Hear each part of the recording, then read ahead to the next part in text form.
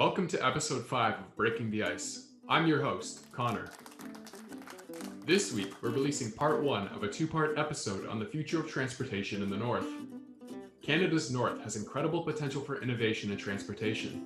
We have thousands of kilometers of land that could be available for almost year-round modern vehicle testing and research. We could use this space to test and improve the performance of autonomous vehicles in wintry, snowy conditions. We could test the ability of electric vehicles, including electric trucks, to run and hold a charge in the coldest of climates. What would recharging infrastructure look like in remote environments? Unfortunately, Canada is not taking full advantage of this northern potential. But other countries are.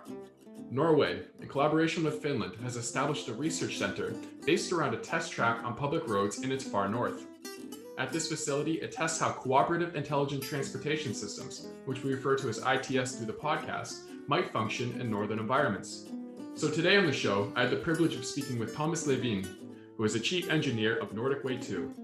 This is a project of the Norwegian Public Roads Administration that operates the E8 Borealis Test Track for research purposes. He had a lot to say about the benefits of conducting autonomous vehicle research in the far north, something I hope Canada can learn from. In a future episode, we will look at this issue through a more Canadian perspective, looking at electric vehicles and the Minds Mobility Initiative. But for now, let's get to the interview.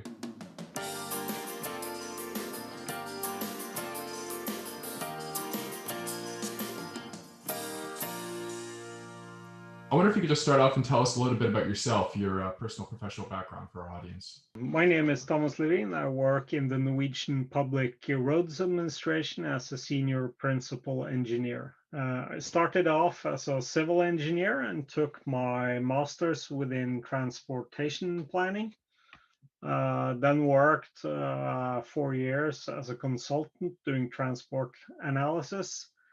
And then went back to university, took a PhD within environmental modeling of freight transport, and hence since then worked as a researcher in SINTEF, and then moved on to the Norwegian Public Roads Administration, where I mostly manage research projects and try to figure out where there are research needs.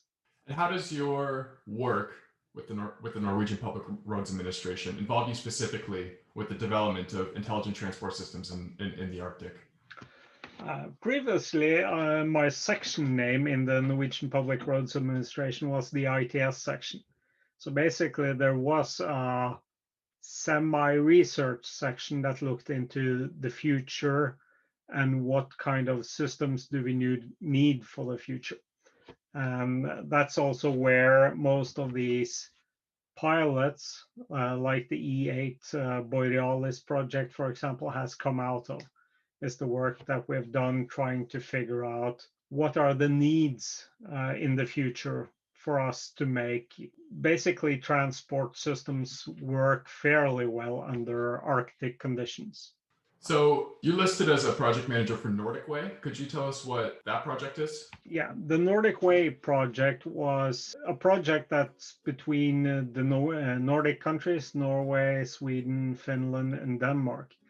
In this project, we were supposed to look at CITS, basically ITS, but there is a large degree of cooperation between different systems.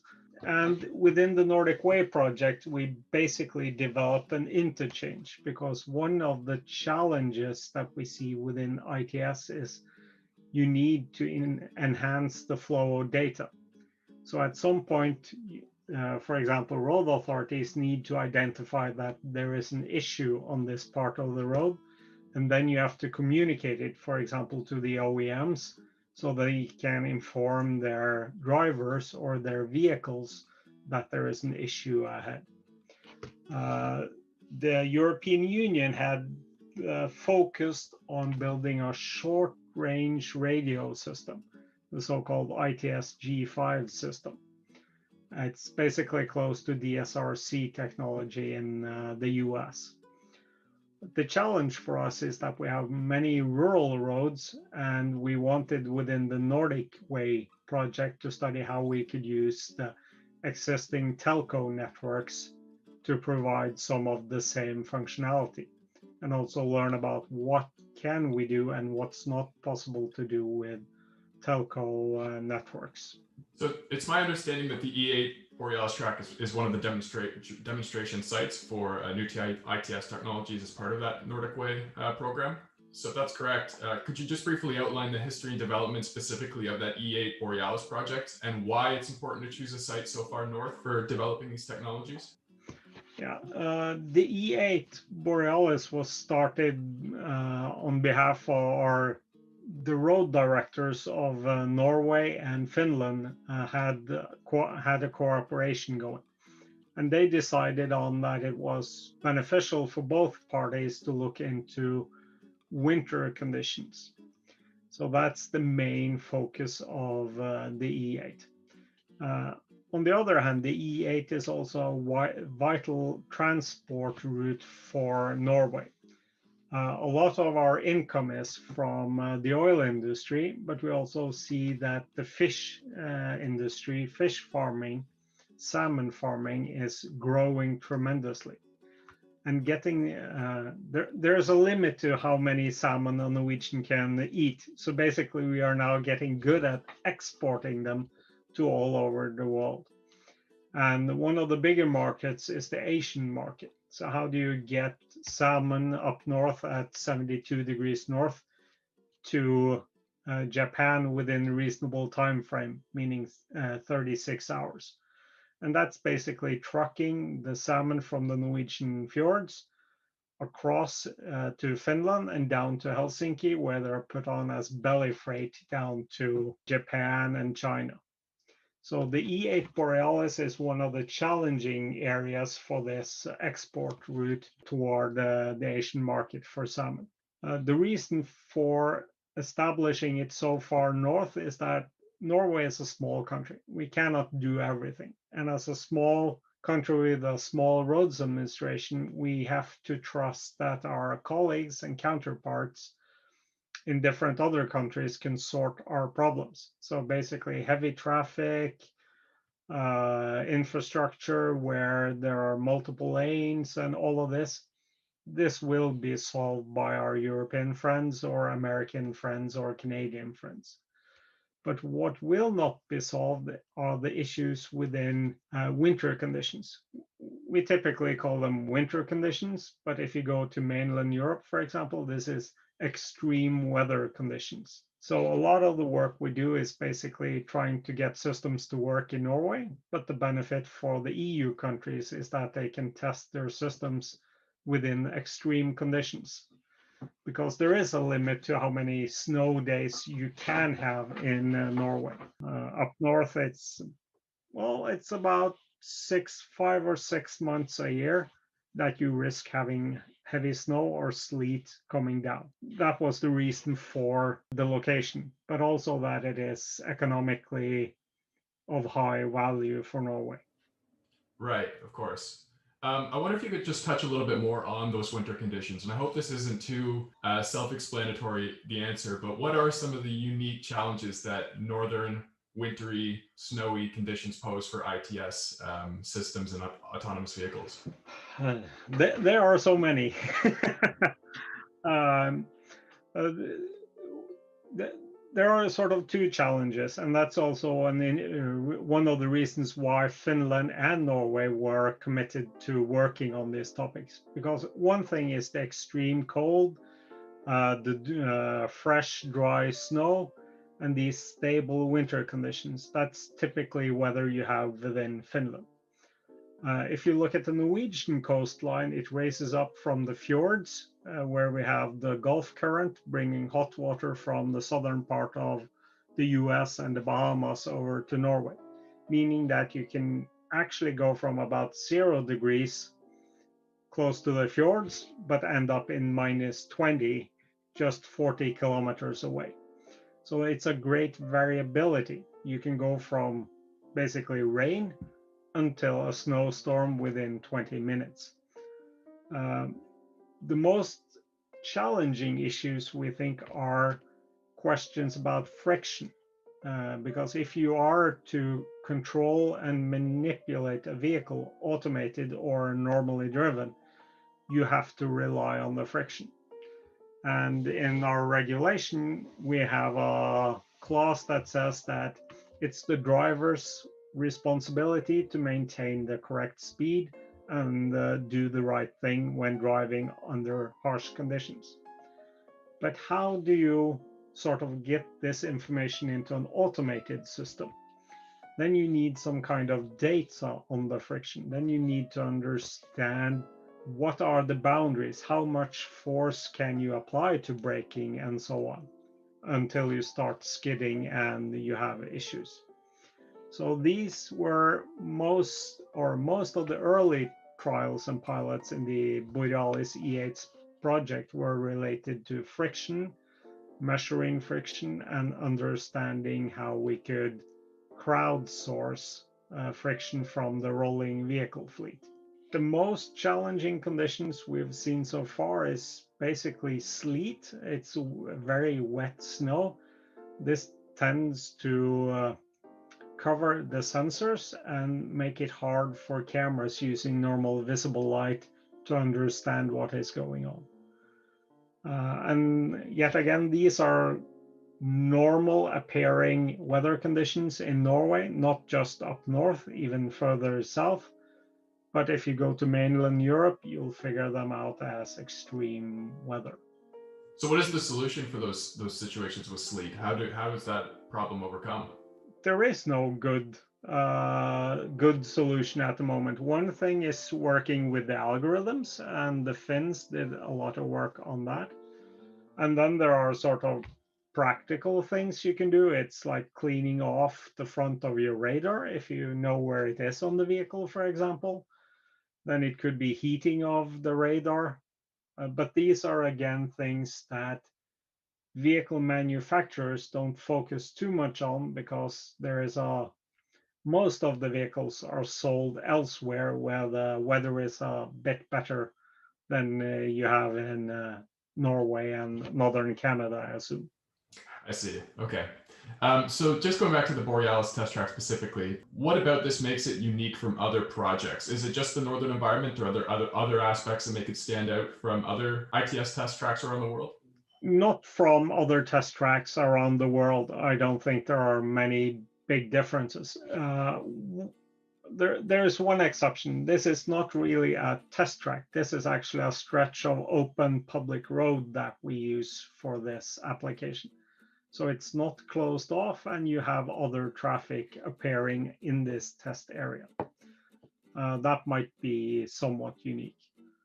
Otherwise, in relation to test tracks that we have, the biggest difference is the setup of the infrastructure. A lot of money and time has been spent on building infrastructure that makes it simple and easy for technology suppliers to hook in their equipment, and also to hook into reference data.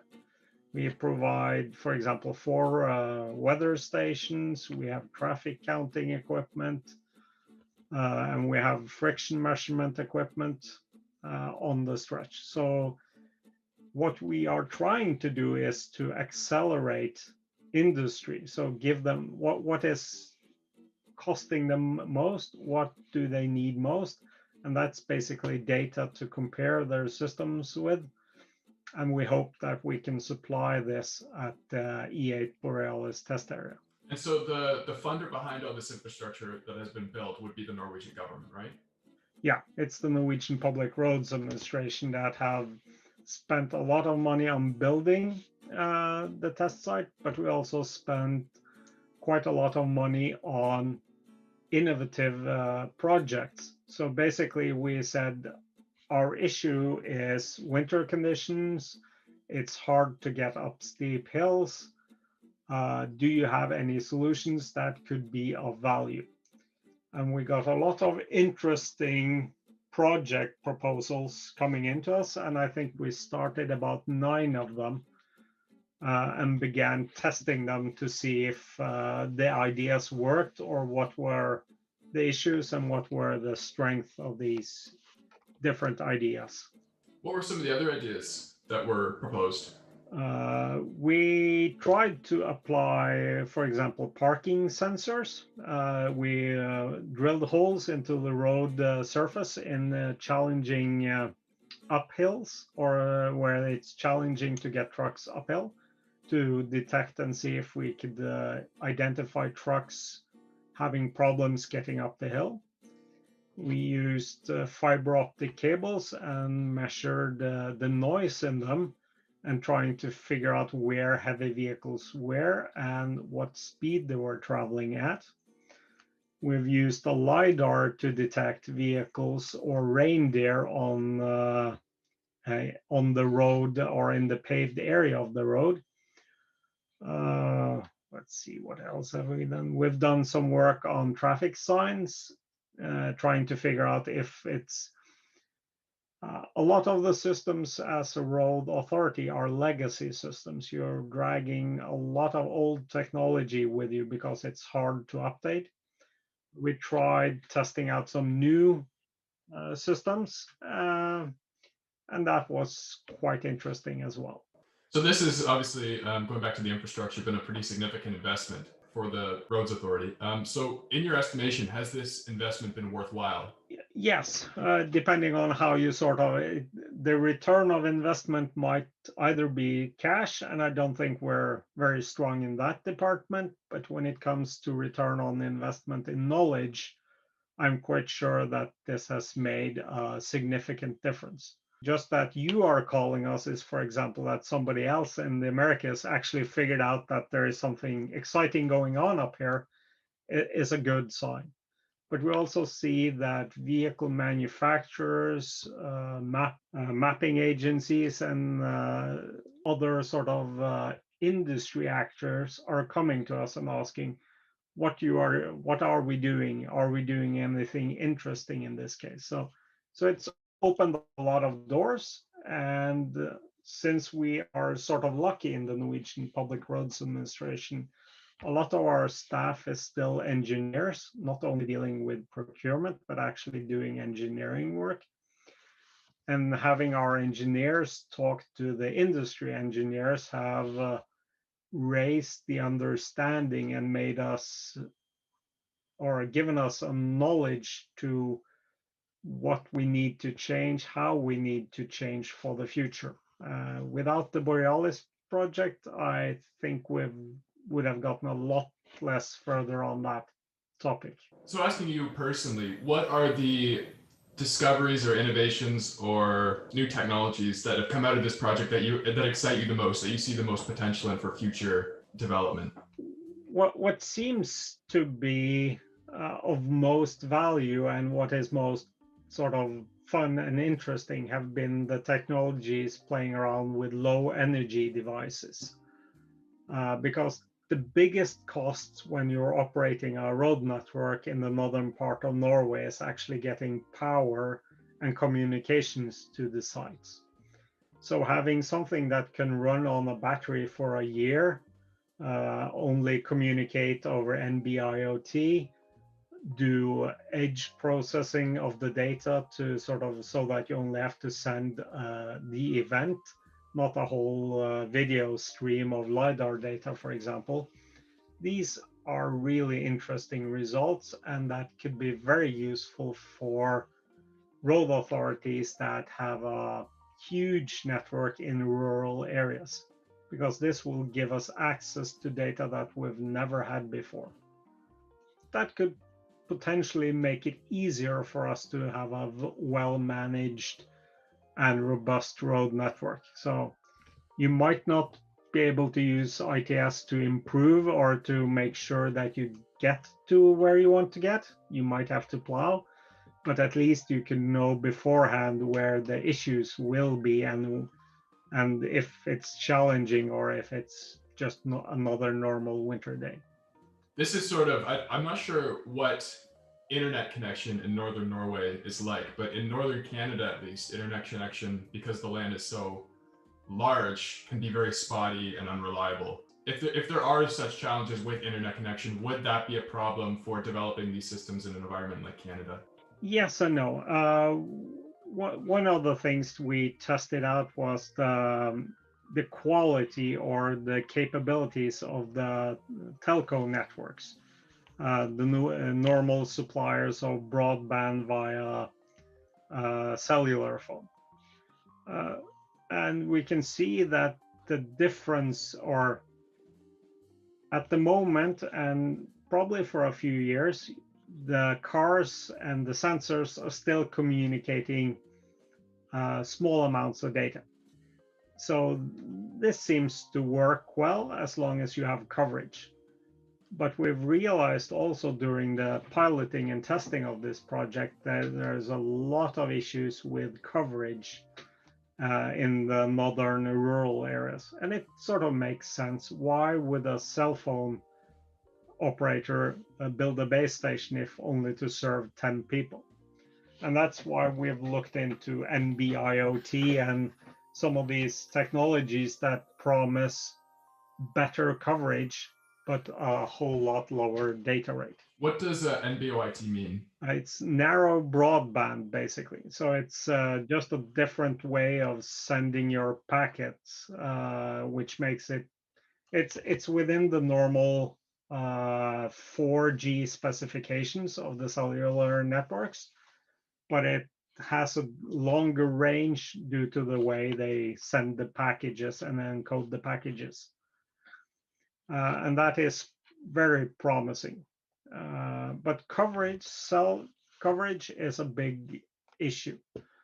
On the other hand, what we also realized is that some of these events you can warn ahead of. So there is no high. If you look at short range radio communication, the latency is the key. How quickly can you get a message across? But for example, in the Borealis area, if there's a stop in the most eastern part, the only nice place, to say it so, is a gas station far away on the western side.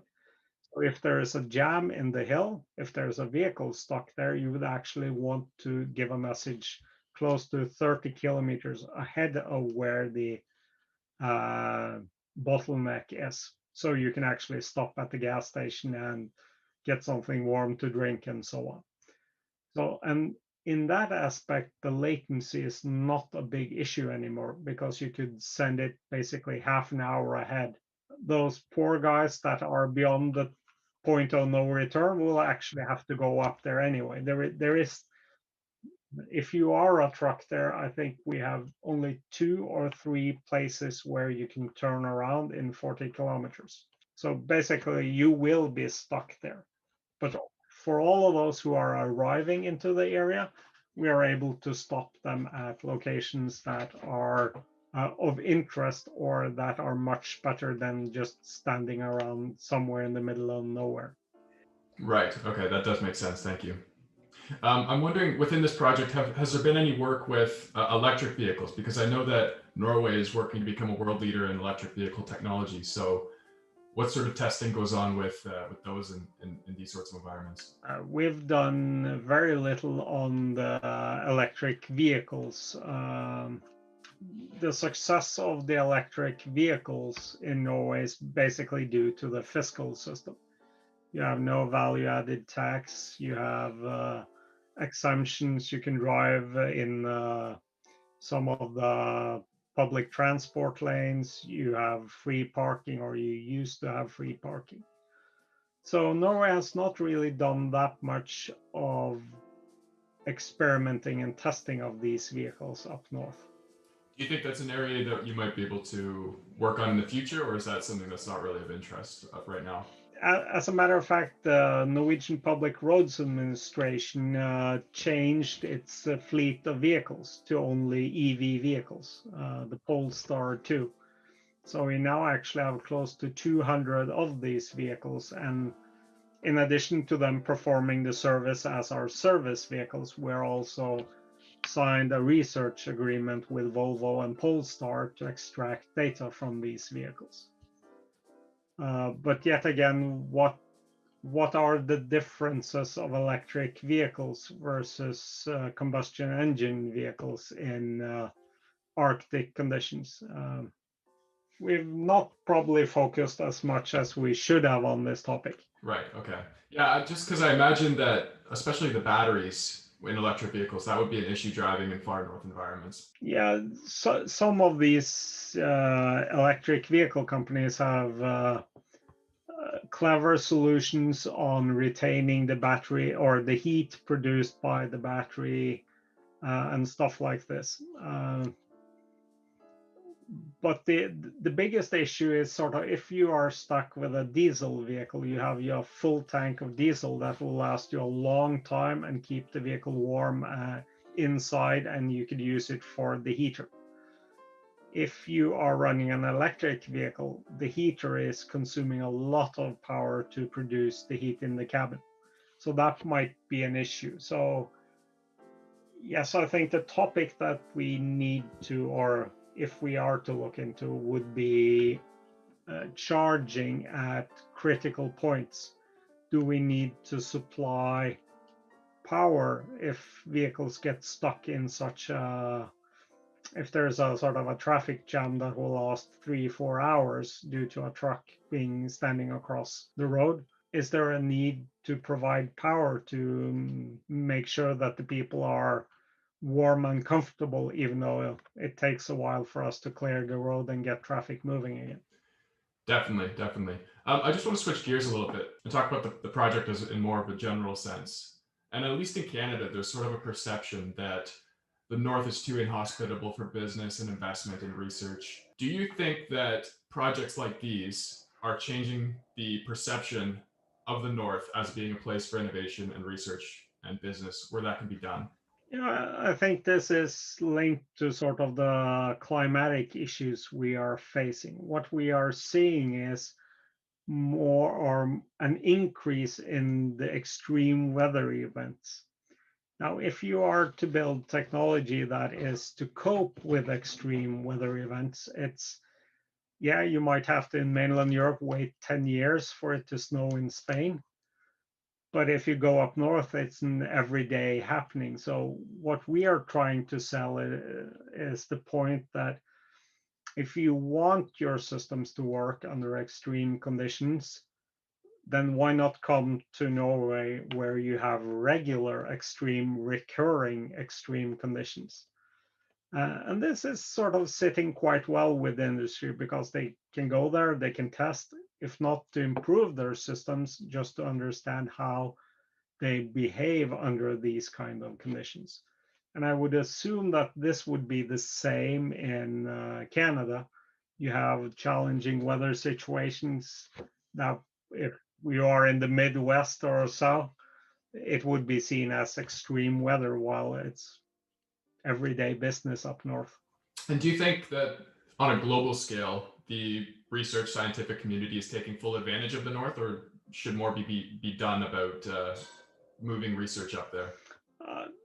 Yet again, I think this is linked to the climate change. If climate change is continuing and it's continuing at the same pace or even a higher pace, I think we will see more extreme conditions. And this means that if you are to sell your equipment in sort of a new world after the climate has gone or CO2 emissions have risen even more, I think you have to actually go up north, do some testings. It's not going to solve the problem at all, but it will give you an increased confidence in that your system will work even if it gets worse. What do you think of Norway's reputation globally for innovation? Do you think Norway has a good reputation for innovation? Challenging question to evaluate oneself, but we've had some company or some commentary from companies that have come up and tested in Norway. And one of the things that we were sort of a bit surprised about, but very happy about, is that the comments are, it's not really your money we're after in the research project. It's more of the competence of your skilled labor. So having access to our engineers that work every day with these issues, because if you sort of have a extreme weather event, Some of the companies just quickly ask, how often does this happen? And our engineers will very quickly reply, well, last year it was 50 times, the year before it was 30 times, the year before that it was 70, and so on. So having access to this knowledge, I think they appreciate. So in that sense, I think Norway is lucky because we have a quite large engineering staff still within the Public Roads Administration. While if you go to Sweden, Finland, and Denmark, they have a different culture and have far fewer engineers within their public roads administrations. Do you see any areas where Norway could improve? Definitely. It's being there are lots of things we can learn from the Swedes and the Finns.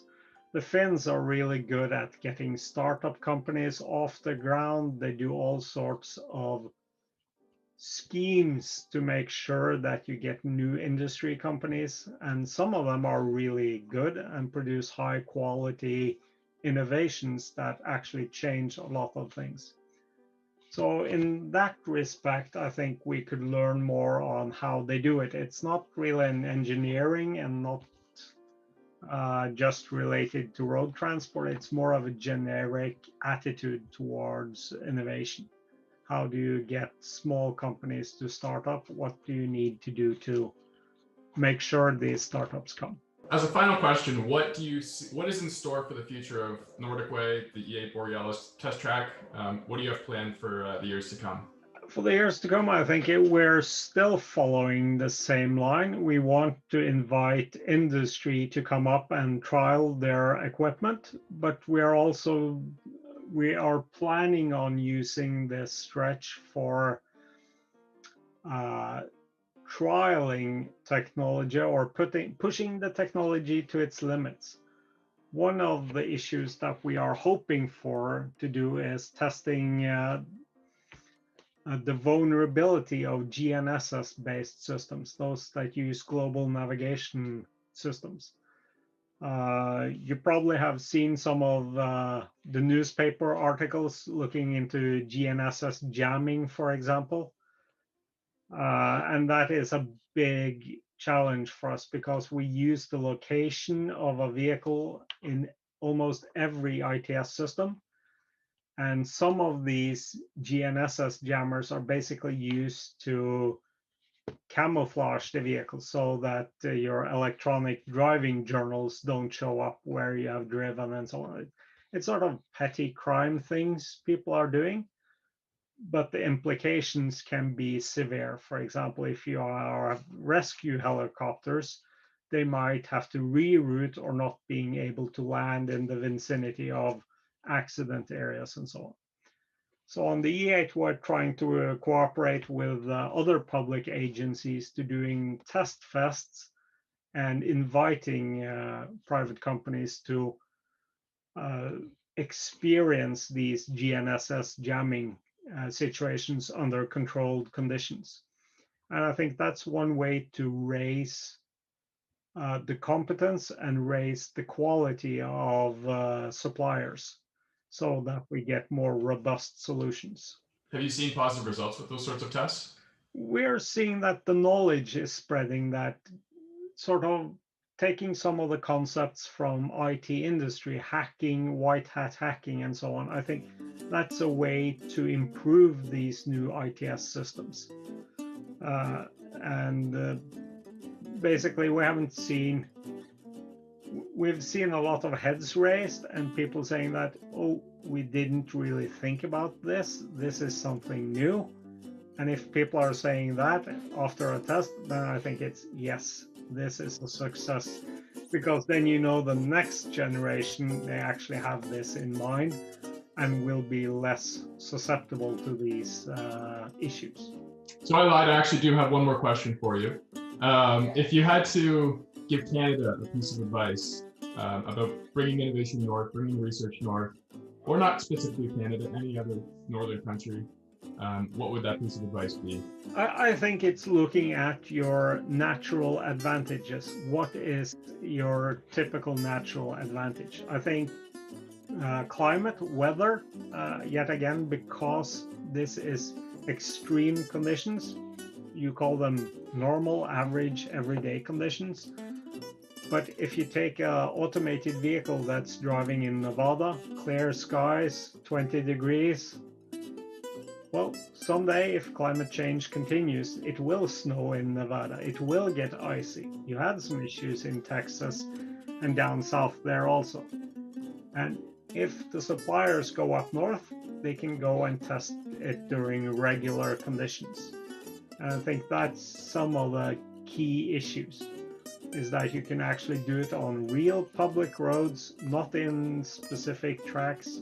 You could do it outside, and you could do it under extreme conditions, or normal conditions, as we northerners would call it. Right. Well, thank you. This has been really interesting. Is there anything else that you'd want to mention that you think our audience should know about the work that you're doing up there? No, I think you've really looked into what we are doing, and I'm really pleased to be honored to appear on your show. And I think it's a good way to learn from each other. And if anybody has any ideas on what to test and anything, just give us a call or send us an email. There's a lot of stuff we can do across as neighbors in the north. Well, great. I think that's a great way to end it. So thank you again for appearing, and talk to you. Hopefully we talk to you again sometime soon.